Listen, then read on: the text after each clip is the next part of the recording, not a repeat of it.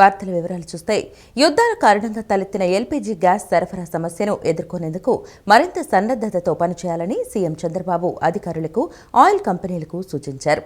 వచ్చే 6 నెలల్లో మొత్తం 10 లక్షల పీఎన్జీ కనెక్షన్లు ఇవ్వాలని, ఈ విషయంలో జాప్యం ఉండకూడదని, టార్గెట్ ఎట్టి పరిస్థితుల్లోనూ చేరుకోవాలని చెప్పారు. Srikakulam, Kakinada natural gas pipeline పనుల్లో జాప్యంపై సీఎం అధికారుల వివరణ కోరారు. యుద్ధాల కారణంగా తలెత్తిన ఎల్పీజీ గ్యాస్ సరఫరా సమస్యను ఎదుర్కొనేందుకు మరింత సన్నద్ధతతో పనిచేయాలని సీఎం చంద్రబాబు అధికారులకు, ఆయిల్ కంపెనీలకు సూచించారు.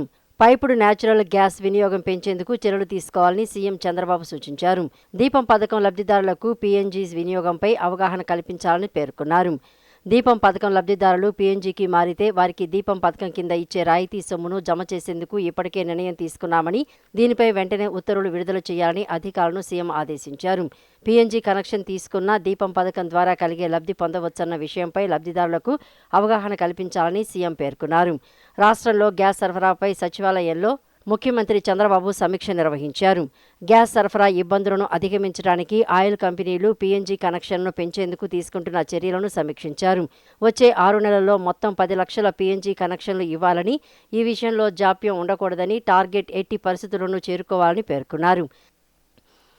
ఈ సందర్భంగా అధికారులు మాట్లాడుతూ గృహ అవసరాలకు సంబంధించి గ్యాస్ సరఫరాలో సమస్యలను అధిగమించామని చెప్పారు. డొమెస్టిక్ పంపిణీకి సంబంధించి సమస్యను తగ్గించామని, త్వరలో సాధారణ స్థితికి తీసుకువస్తామని అన్నారు. Srikakulam, Kakinada natural gas pipeline పనుల్లో జాప్యంపై సీఎం అధికారుల వివరణ కోరారు. దీనికి సంబంధించి కేంద్రం కొన్ని నిర్ణయాలు తీసుకోవాల్సి ఉందని అధికారులు చెప్పడంతో సమీక్ష నుంచే కేంద్ర పెట్రోలియం, సహజ వాయు శాఖ మంత్రి హర్దీప్ సింగ్ పూరికి ముఖ్యమంత్రి ఫోన్ చేశారు. ఇప్పటికే టెండర్ల ప్రక్రియ పూర్తి అయినందున వెంటనే పనులు పూర్తి చేసేలా చూడాలని కోరారు. దీనికి సానుకూలంగా స్పందించిన కేంద్ర మంత్రి త్వరలోనే సమీక్షించి తగు చర్యలు తీసుకుంటామని తెలియజేశారు. యువత సవాళ్లను స్వీకరించి ముందుకు సాగాలని, ట్రెండ్ను అనుసరించకుండా లక్ష్యంపై దృష్టి పెట్టాలని విద్యా ఐటీ శాఖల మంత్రి నారా లోకేష్ పిలుపునిచ్చారు. ప్రతి విజయవంతమైన విద్యార్థి వెనుక తల్లిదండ్రుల త్యాగం, సహనం, నిస్వార్థమైన మద్దతు ఉంటుందన్నారు. బెంగళూరు సజ్జాపూర్లో ప్రముఖ రియల్ ఎస్టేట్ సంస్థ సత్య గ్రూప్ ఆధ్వర్యంలో green hood high international school IBDP graduation day వేడుకల్లో మంత్రి నారా లోకేష్ ముఖ్య అతిథిగా పాల్గొన్నారు. ఈ సందర్భంగా మంత్రి లోకేష్ మాట్లాడుతూ, ఈరోజు కేవలం గ్రాడ్యుయేషన్ డే వేడుక మాత్రమే కాదు అని, జ్ఞాపకాలు, కలలను కలిసే చోటు, విద్యార్థులు భవిష్యత్తు నాయకులుగా మారే ప్రత్యేకమైన క్షణమని పేర్కొన్నారు.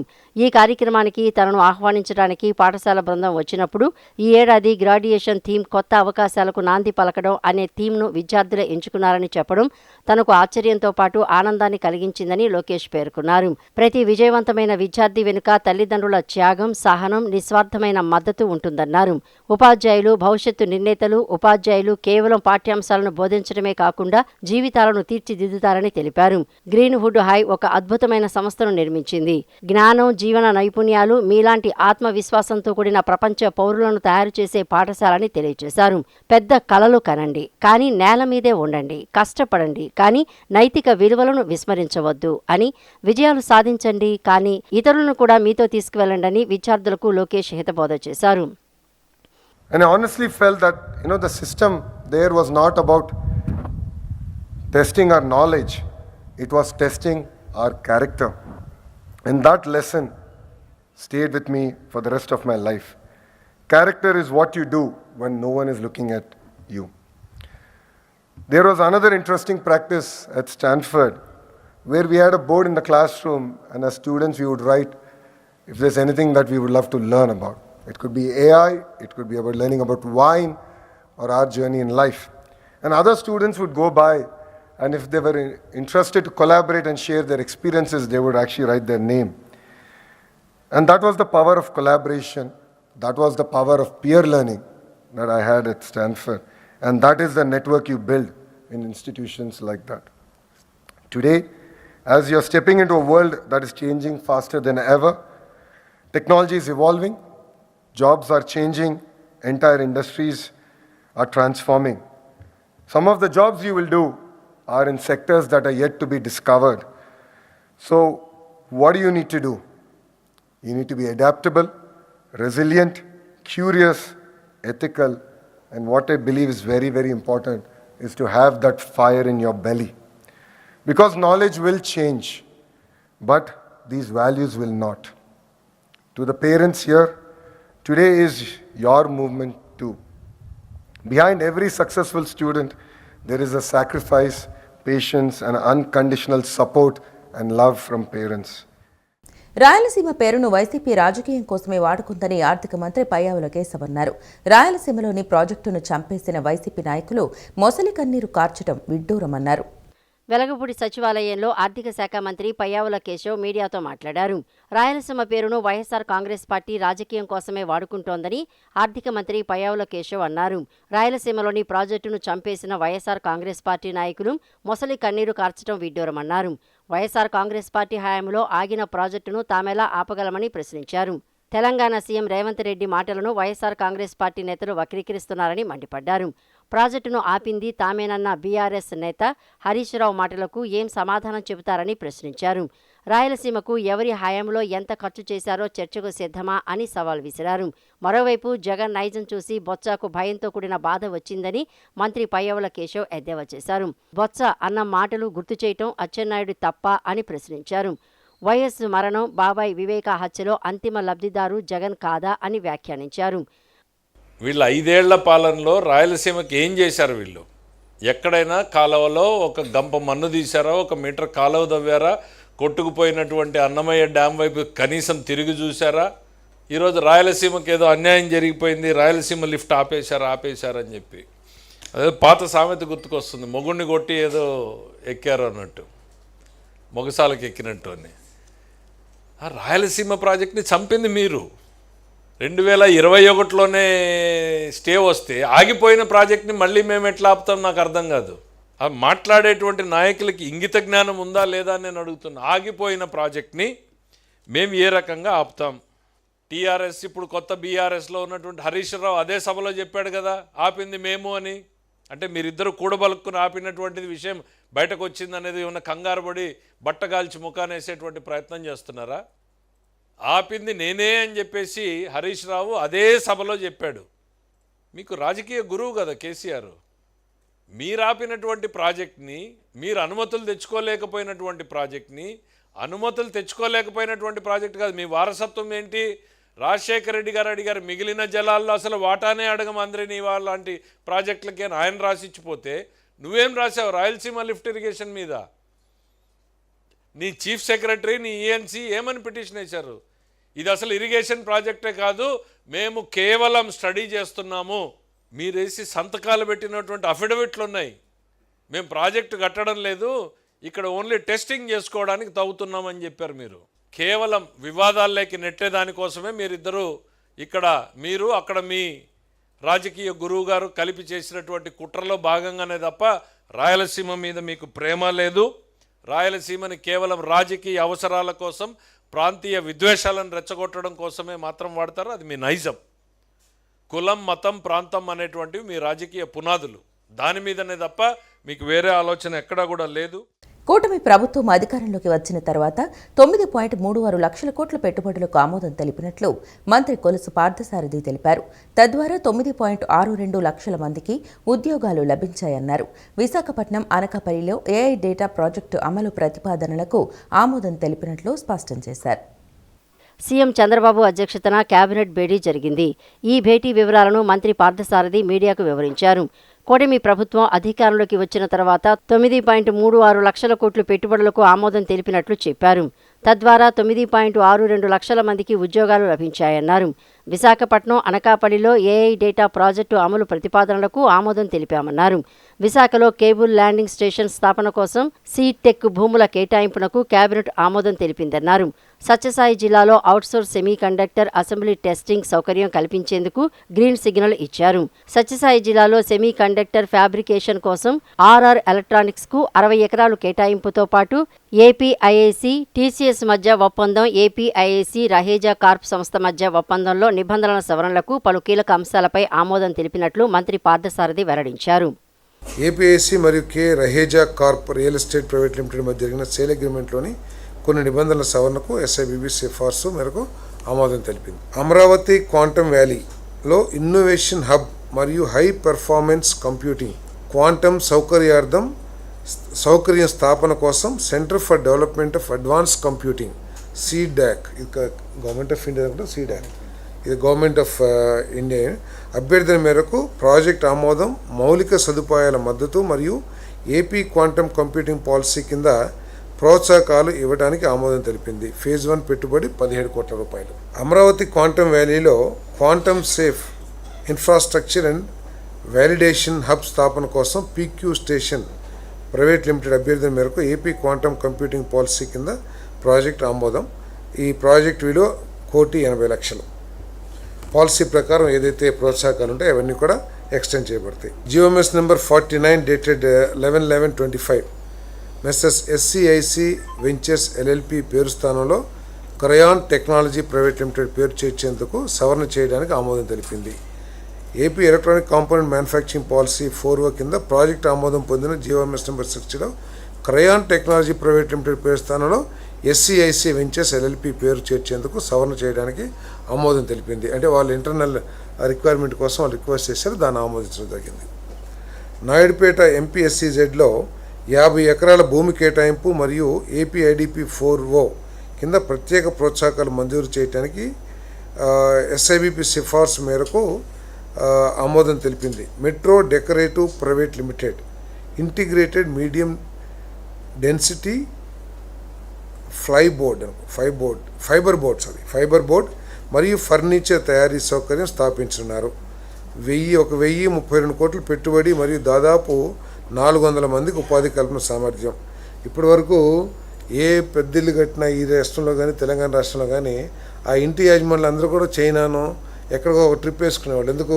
అక్కడి నుంచి ఫర్నిచర్ తెచ్చుకుందామని. బట్ మన రాష్ట్రంలోనే ఇండియాలో అన్ని రాష్ట్రాలు కూడా వచ్చే విధంగా ఇక్కడ మీడియం డెన్సిటీ ఫైబర్ బోర్డ్ అదేవిధంగా ఫర్నిచర్ మ్యానుఫ్యాక్చరింగ్కి 1000 కోట్ల పెట్టుబడితో ఫ్యాక్టరీ పెట్టుబడి. అమరావతికి జగన్ పేరుతో మావిగన్ పెట్టారు సరే, పులివెందులకు అవినాష్ పేరుతో అవిగొడ్డలి అని పెట్టాలని PCC అధ్యక్షురాలు షర్మిల సూచించారు. జగన్ పేరుతో గన్, అవినాష్ పేరుతో వినాశనం ఉన్నాయని ఆమె వ్యాఖ్యానించారు. మావిగన్ అద్భుతమైన ఐడియా అయితే 5 ఏళ్లు అధికారంలో ఉండి ఎందుకు అమలు చేయలేదని జగన్ను నిలదీశారు. ఉపాధి హామీ పథకాన్ని పునరుద్ధరించాలని CPI ఆధ్వర్యంలో శుక్రవారం అనంతపురంలో నిర్వహించిన పాదయాత్రలో పాల్గొన్న షర్మిల విలేకరులతో మాట్లాడారు. ఎంతసేపు నరకాలి, చంపాలి, నాశనం చేయాలనేదే వైసీపీ సిద్ధాంతమని ఆమె మండిపడ్డారు. ఎంతసేపు గన్నులు గొడ్డల్లేనా? ఎంతసేపు నరకాలి, చంపాలి, నాశనం చేయాలి, నిర్మించాలి, కట్టాలి అన్న ఆలోచన వైసీపీకి జగన్మోహన్ రెడ్డి గారికి ఉండుంటే అధికారంలోకి వచ్చిన 6 నెలల్లో జలయజ్ఞం పూర్తయిపోయేది. కనీసం రాజధాని కోసము ఇటుక మీద ఇటుక కూడా పెట్టలేదు. అధికారం లేకొచ్చిన కొన్ని రోజులకే ప్రజావేదిక అనుకుంటుంది, దాన్ని కూల్చేశారు. అప్పుడే అర్థం కావాల్సింది వీళ్ళ ఇంటెన్షన్ ఏమిటి అని. మావి గన్నట, అమరావతి బదులు మావి గన్ అంటున్నారు. ఇక పులివెందుల బదులు ఆవి గొడ్డలి అంటే సరిపోతుంది. ఎలాగో మీరు గన్నులు గొడ్డళ్ళు ఇవే మాట్లాడతారు కాబట్టి దీనికి మావి గన్నుకు మీ పేరు పెట్టండి, పులివెందలకి అవినాష్ పేరు మీద ఆవి గొడ్డలి పెట్టండి. మీ పేరులోనే ఉన్నాయి గన్ను, అవినాష్లో నాశనం. ఇంకా వేరే ఏం చెప్పాలి మీకు? అసలు మావి గన్ ఇంత అద్భుతమైన ఐడియా అయితే మరి మీరు అధికారంలో 5 సంవత్సరాలు ఉన్నారు కదా, గాడిదలు కాసారా? ఎందుకు అమలు పరచలేదండి మావి గన్ను? మావి గన్ను నిజంగానే అంత అద్భుతమైన ఐడియా అయితే మీరు 3 రాజధానీలు అని ఎందుకన్నారు? మావి గన్ను ఎందుకు అమలు పరచలేదు? ఆ 5 సంవత్సరాలు గుడ్డిగుర్రాలకు పళ్ళు తోమారా లేక నిద్రపోయారా? ఏం చేశారు? పైగా మావి గన్ను మీద మా వైఖరి ఏంటో చెప్పాలట. ఎవరైనా ఒక జోకు వింటే నవ్వుతారు, అదే దాని మీద వారికి ఉన్న వైఖరి అని అర్థం. ఆ నవ్వే. ప్రజల సమస్యలను వారి ముంగిటికి వెళ్లి పరిష్కరించాలనే లక్ష్యంతో నిరంతరం కృషి చేస్తున్నట్లు ప్రభుత్వ విప్ గన్నవరం ఎమ్మెల్యే యార్లగడ్డ వెంకట్రావు చెప్పారు. త్వరలోనే గన్నవరం నియోజకవర్గాన్ని ఫిర్యాదుల పరిష్కారంలో రాష్ట్రంలోనే మొదటి స్థానంలో నిలుపుతామని స్పష్టం చేశారు. విజయవాడ రూరల్ మండలం అంబాపురం గ్రామంలో నిర్వహించిన ప్రజా దర్బార్ కార్యక్రమంలో పాల్గొన్న ప్రభుత్వ విప్ గన్నవరం ఎమ్మెల్యే యార్లగడ్డ వెంకట్రావు ప్రజల నుండి నేరుగా అర్జీలను స్వీకరించి సమస్యలను శ్రద్ధగా విన్నారు. అనంతరం ఎమ్మెల్యే యార్లగడ్డ మాట్లాడుతూ ప్రస్తుతం గన్నవరం నియోజకవర్గం గ్రీవెన్స్ పరిష్కారంలో రాష్ట్రంలో 3వ స్థానంలో ఉందని, రాబోయే 4 నుండి 5 నెలల్లో దీనిని మొదటి స్థానానికి తీసుకువస్తామని ధీమా వ్యక్తం చేశారు. విజయవాడ రూరల్ మండలంలోని 9 గ్రామాలను విజయవాడ మున్సిపల్ కార్పొరేషన్లో విలీనం చేస్తేనే మంచినీటి సరఫరా, చెత్త నిర్వహణ వంటి సమస్యలకు శాశ్వత పరిష్కారం లభిస్తుందని పేర్కొన్నారు. ఈ అంశాన్ని ఇప్పటికే అసెంబ్లీలో ప్రస్తావించారని, సెన్సస్ ప్రక్రియ పూర్తయిన తర్వాత దీనిపై నిర్ణయం తీసుకుంటామని ముఖ్యమంత్రి హామీ ఇచ్చారని వెల్లడించారు. అంబాపురం గ్రామంలో జన సాంద్రత వేగంగా పెరుగుతోందని, రాబోయే కాలంలో ఇది వేగంగా అభివృద్ధి చెందే ప్రాంతంగా మారుతుందని ఎమ్మెల్యే అన్నారు. గ్రామంలో రోడ్ల అభివృద్ధికి 2 నుండి 3 కోట్ల నిధులు అవసరమని, ఇప్పటికే 78 లక్షలతో వాటర్ ట్యాంక్ పనులు కొనసాగుతున్నాయని తెలియజేశారు. నియోజకవర్గ వ్యాప్తంగా మంచినీటి ట్యాంకుల నిర్మాణం, పైపులైన్ల ఏర్పాటుకు సుమారు 6.38 కోట్లతో టెండర్లు పిలవబోతున్నామని తెలియజేశారు. ఇందులో నైనవరం, ప్రసాదంపాడు, నిడమానూరు వంటి గ్రామాలు ఉన్నాయని వివరించారు. ప్రజా సమస్యల పరిష్కారంలో అధికారుల నిర్లక్ష్యాన్ని సహించబోనని హెచ్చరించారు. 1700 నుంచి 1800 గ్రీవియన్స్ ఒకే రోజు ఎస్ఎం కన్వెన్షన్ హాల్లో వస్తే, తర్వాత ఇది కరెక్ట్ కాదు, మనమే గ్రామాలకు వెళ్దామని నిర్ణయం తీసుకుని 4-5 గ్రామాలకు ఒకసాట గ్రీవియన్స్ డే పెడుతున్న సంగతి మీడియా సోదరులు కూడా తెలిసిందే. ప్రతిసారి ఆ తర్వాత 1700 నుంచి 400, 500కి 500, 300 అట్టు వచ్చి ఇవాళ దాదాపు రాను తగ్గిపోయిన పరిస్థితి. నాకు తెలిసి ఈరోజు చాలా తక్కువ వచ్చినాయని నేను భావిస్తున్నాను. గ్రీవియన్స్లు రాకుండా ఉంటే ప్రభుత్వం బాగా పనిచేస్తున్నట్టు, నేను బాగా పనిచేస్తున్నట్టు, అధికారులు బాగా పనిచేస్తున్నారు. అలా కాకుండా గ్రీవియన్స్లు ఎక్కువ వస్తే డెఫినెట్గా పనితీరు సరిగ్గా లేదని, అధికారులు సరిగ్గా స్పందించలేకపోవడమో, ప్రజల సమస్యలను అడ్రస్ చేయకపోతేనే గ్రీవియన్స్ వస్తాయి. అలాంటి పరిస్థితుల్లో రాష్ట్రంలోనే గ్రీవియన్స్ పరిష్కారంలో 3వ స్థానంలో ఉన్నాం మనం. దాదాపు నేను అనుకుంటున్న అతి త్వరలో రాబోయే 4-5 మాసాల లోపే రాష్ట్రంలోనే గ్రీవియన్స్ పరిష్కారంలో గన్నవరం నియోజకవర్గంలో మొదటి స్థానంలో ఉంచేందుకు నా వంతు ప్రయత్నం చేస్తున్నా. గత 5 రోజుల్లో 3 చాట్లు పెట్టాం. రాబోయే మండే తేలపురం అనుకుంటా, తర్వాత బుధవారం ఎప్పుడో రావరపాడు కట్టల మీద, కానీ ఇలా ప్రజల వద్దకే వెళ్ళి ప్రజా సమస్యలను పరిష్కరించడమే ప్రభుత్వ ఉద్దేశం. ఈ కార్యక్రమంలో భాగంగా నాన్ ఫైనాన్షియల్ ఇష్యూస్ ఉంటే వాటిని వెంటనే అడ్రస్ చేస్తున్నాం.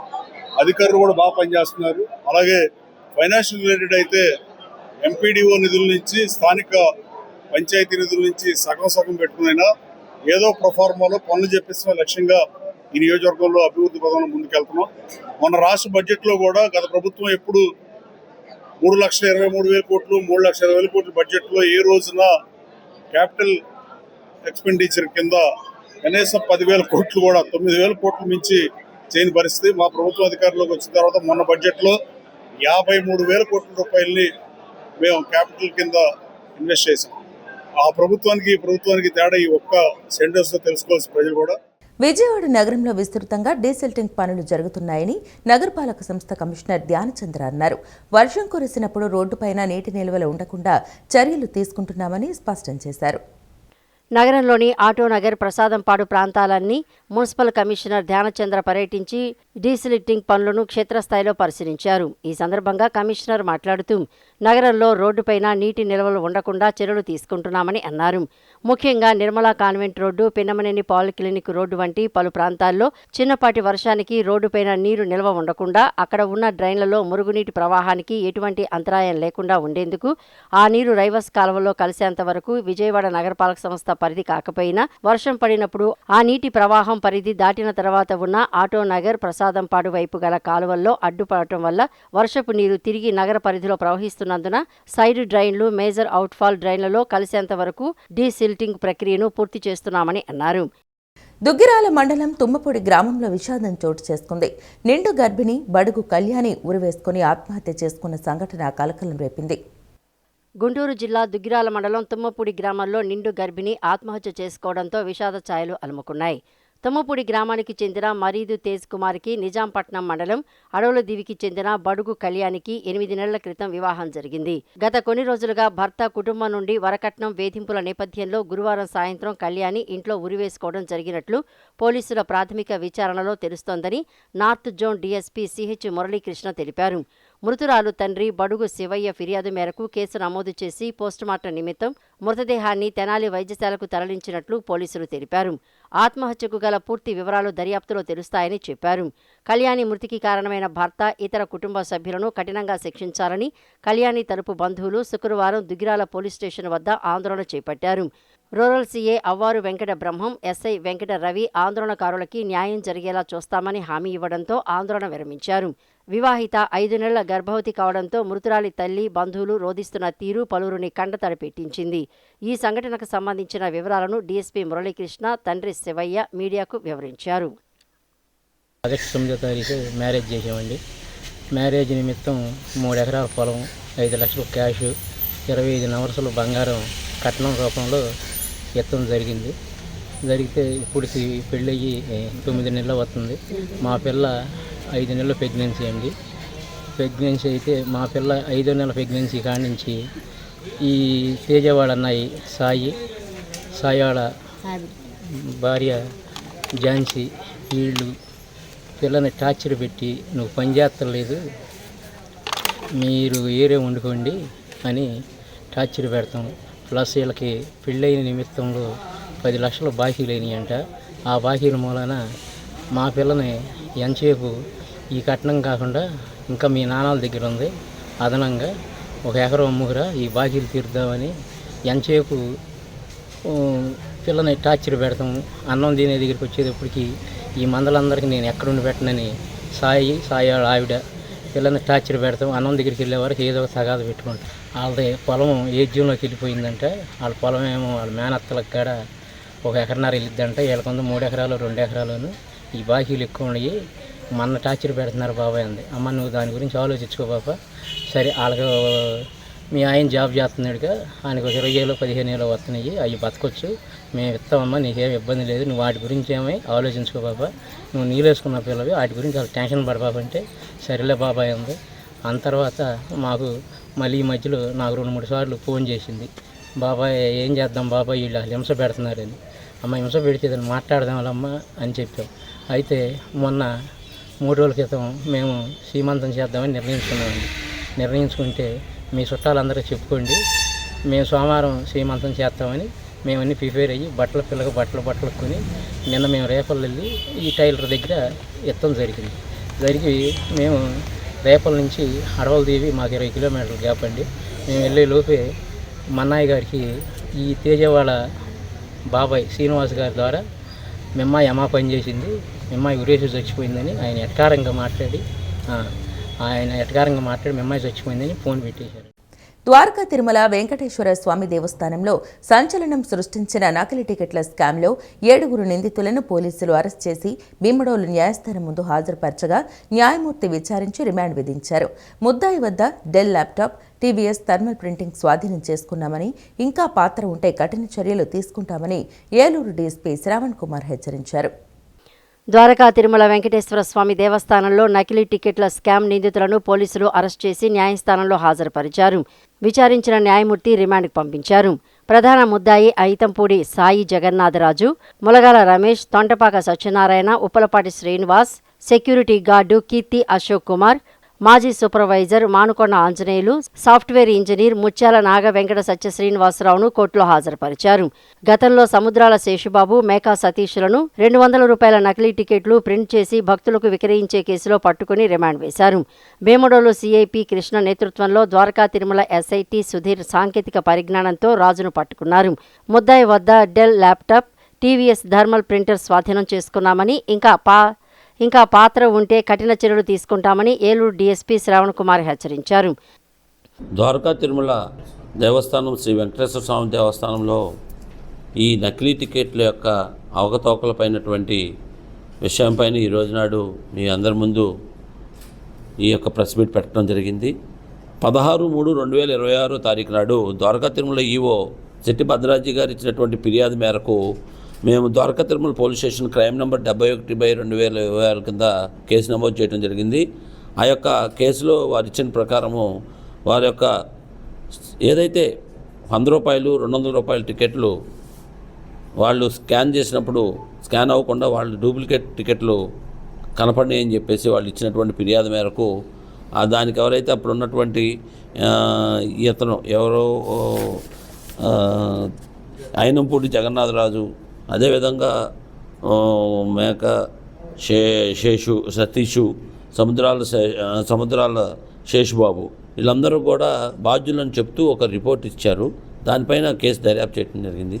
దర్యాప్తులో వాళ్ళు పెన్ డ్రైవ్ వాడారు, ఇతర విధంగా ప్రింట్ చేశారని చెప్పడంతో దానిలో ఐటీ యాక్ట్ వేయడంతో భీమడోల్ సిఐ గారు దర్యాప్తు తీసుకోవడం జరిగింది. దర్యాప్తులో భాగంగా ముఖ్యంగా మేము ఈ యొక్క కేసులో ముఖ్యమైనటువంటి ఈ మేకా సతీష్ని, సముద్రాల శేషబాబుని అరెస్ట్ చేయడం జరిగింది ముందస్తుగా. తర్వాత A1 అనే అతను దొరకలేదు. దాని మీద 17వ తారీఖు మళ్ళా ఈ నెల మేము ఈ మెయిన్ A1 ముద్దాయి గురించి అనేక రకాలైనటువంటి ప్రయత్నాలు చేయడం జరిగింది. ఆ సాంకేతిక పరిజ్ఞానం ఉపయోగించుకోవడం ద్వారా మాకు రాబడిన సమాచారం మేరకు ఇతను ఈ రోజు నాడు నిన్నటి దినం ఈవినింగ్ అరెస్ట్ చేయడం జరిగింది.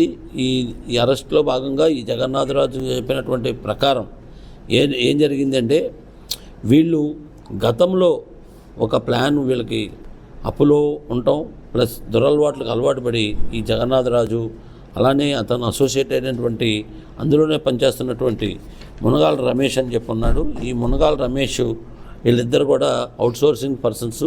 వీళ్ళు ఒక ప్లాన్ చేసి ఏదైతే ఈ యొక్క గతంలో రీసైక్లింగ్ చేసేవాళ్ళు, వీళ్ళు ఏం చేసేవాళ్ళు అంటే సెక్యూరిటీ గార్డులతోటి వీళ్ళు కుమ్మక్కయ్యి గతంలో ఒరిజినల్గా స్కాన్ అయ్యే టికెట్లను తీసి వాళ్ళు చించనీయకుండా మళ్ళీ ఇవి కలెక్ట్ చేసి మళ్ళీ భక్తులకు అమ్మేవాళ్ళు.